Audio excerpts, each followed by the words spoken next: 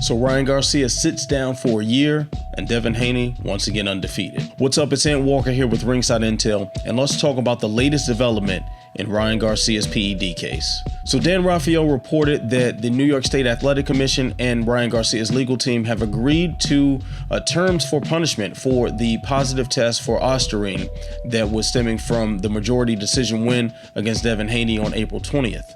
Now Golden Boy Promotions will reclaim that $1.1 million purse that was given to Ryan Garcia. He will have to pay the Athletic Commission a $10,000 fine, and he is also suspended for a year. But perhaps the biggest development in all of this is that the fight has now been deemed a no contest, which means Devin Haney is once again an undefeated fighter, and Ryan Garcia has lost the highest profile win of his career to date. On the surface, there appeared to be some hope from the Garcia camp after they spoke on some independent testing that deemed that the amount of ostarine in Garcia's system was not enough to have any performance-enhancing benefits, and also a supplement that they suspected was tainted came back with ostarine in it. But apparently that container was unsealed, and a sealed container of that same supplement came back clean, which cast doubt on the entire story. So what does this mean for Ryan Garcia? Our Jason Burgos spoke with Oscar De La Hoya, the head of Golden Boy Promotions, to discuss what was next after that win. And De La Hoya was talking about Boots Ennis, Teofimo Lopez, even Terrence Crawford as names that were on the table for Garcia to fight now with this huge high-profile win under his belt. You can just take that completely off the table now. If you're Ryan Garcia, the name of the game should be Rebrand.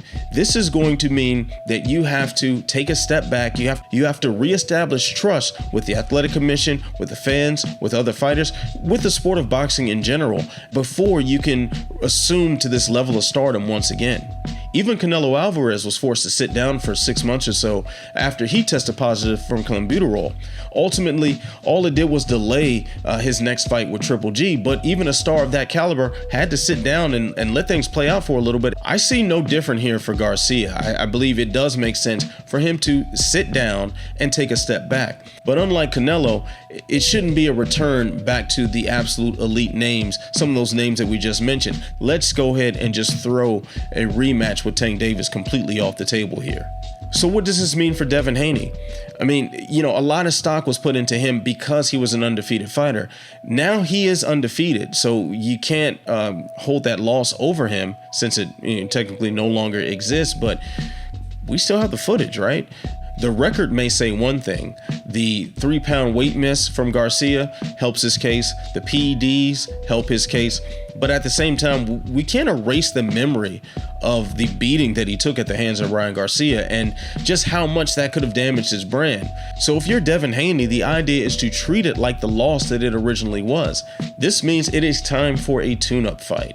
Getting a dominant win, even if it is against someone that previously would have been deemed beneath him, should be priority number one.